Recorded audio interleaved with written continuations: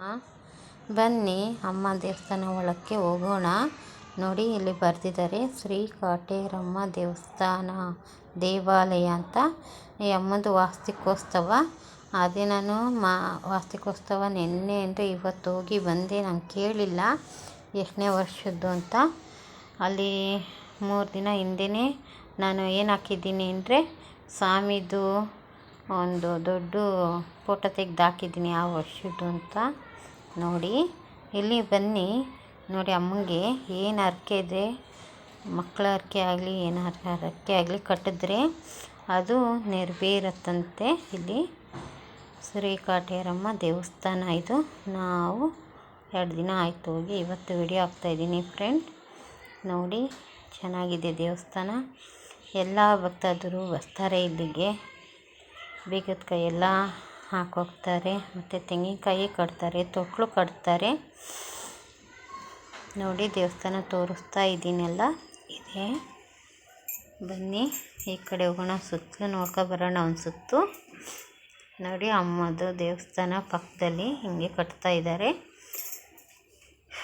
ಅಮ್ಮದು ಕಾಲು ಅಂದರೆ ಪೀಠ.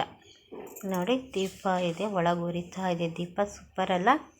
ನಾನು ಯಾವ ದೇವಸ್ಥಾನಕ್ಕೆ ಹೋದಿನೋ ಚಿಕ್ಕ ಚಿಕ್ಕ ದೀಪಗಳನ್ನೇ ನೋಡ್ತಾ ಇದ್ದೆ. ಮತ್ತು ನಮ್ಮೂರಲ್ಲಿ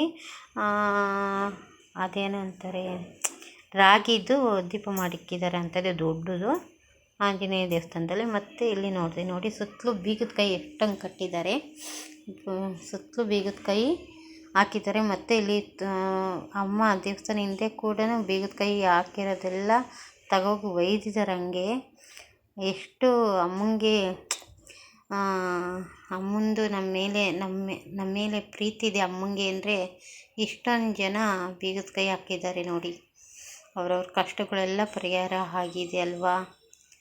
ಇನ್ನೊಂದು ಸತಿ ಹೋದರೆ ನಾನು ಕೂಡ ಇದು ಮಾಡಿ ಬರ್ತೀನಿ. ಇವಾಗ ಹೋಗಿ ಸುಮ್ಮನೆ ಅಮ್ಮ ವಿಡಿಯೋ ತಗೊಂಡು ಅಮ್ಮ ದೇವಸ್ಥಾನ ನೋಡ್ಕೊಂಡು ಬಂದೆ. ಇನ್ನೊಂದು ಸತಿ ಹೋಗಿ ಬಂದಿದ್ದೀನಿ, ಯೂಟ್ಯೂಬ್ ಅಮ್ಮ ನನಗೆ ಇದು ಮಾಡಿಕೊಡು ಅಂತ ಬರೀ ಮಾತಲ್ಲಿ. ಇನ್ನೊಂದು ಸತಿ ಹೋದರೆ ಅಮ್ಮಂಗೆ ನಾನು ಇದೇನು ಎಷ್ಟು ದೊಡ್ಡದು ನೋಡಿ, ಇದು ಅದು ಓಮ್ ನಡೀತಿತ್ತೆ. ನೆನ್ನೆ ಮನೆಯೆಲ್ಲ ನಡೆದಿದೆ ಓಮಲ್ಲಿ, ದೊಡ್ಡದು ಓಮದು. ನೋಡಿ ಗಡಿಯಾರ ಇದೆ. ಬನ್ನಿ ಒಳಗೆ ಹೋಗೋಣ. ನೋಡಿ ಬಣ್ಣ ಎಲ್ಲ ಹೊಡಿತಾ ಇದ್ರು ಆವಾಗ, ಅದಕ್ಕೆ ಆ ಕಡೆ ನಾನು ತೆಗೆದಿಲ್ಲ.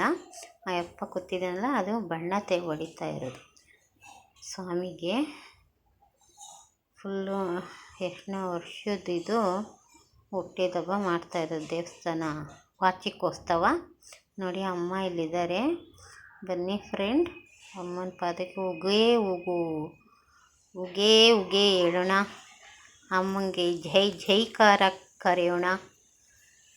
ಶ್ರೀ ಕಾಟೇರಮ್ಮ ಅಮ್ಮ ಇವರು. ಅಮ್ಮ ನಿನ್ನ ನಂಬಿದ್ದೀನಿ, ಕೈ ಬಿಡಬೇಡಮ್ಮ. ನೋಡಿ ಅಮ್ಮನ ಚೆನ್ನಾಗಿ. ಆಮೇಲೆ ನಾಳೆ ವಿಡಿಯೋದಲ್ಲಿ ಸಿಕ್ಕೋಣ ಫ್ರೆಂಡ್.